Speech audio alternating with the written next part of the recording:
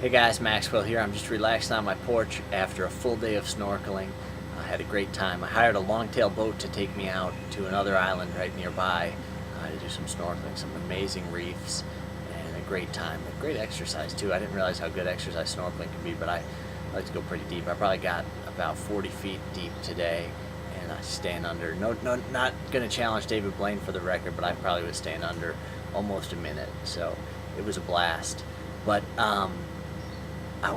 there was kind of a lesson from today for me, which was the driver. I negotiated hard up front, which I usually do because it's kind of fun to negotiate. It's like when we buy the magic tricks, we negotiate pretty hard with our suppliers. So I negotiated pretty hard. He wanted 2,000 baht to take me around for the full day, and I got him down to 1,500, which is about $45. And he was doing such a nice job, though. Really nice guy, and did a great job that I had already thought in my mind, okay, I'm going to give him the extra 500 because I want him to have a good day too. So I was going to give him the extra 500 baht, but then about an hour before we agreed, he took me back to the other island where I'm staying. So he brought me in an hour early, and I even said, hey, there was another spot that looked like it had great snorkeling. I wanted to go there, but he said, no, we got to go. So he kind of came up short at the end. And for that reason, I just gave him the agreed upon amount. I didn't give him the extra I was planning on. But the lesson is, how many times do we come up short and we don't even know it? He has no idea right now that I had that other 500 with his name on it. He had no idea.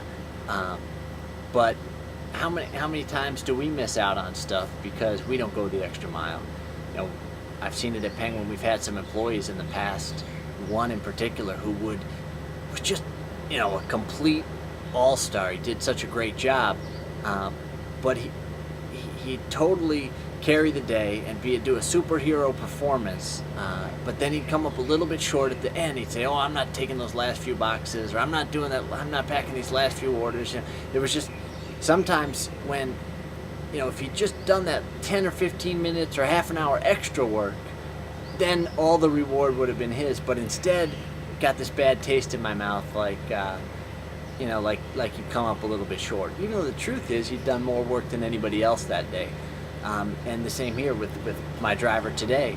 The guy did a great job all day, so he deserved the reward. But in life, I think there are times when sometimes we pull back, we hold back when we just need to keep giving. And that's what I'm thinking about today. And let me know in the comments, what do you think?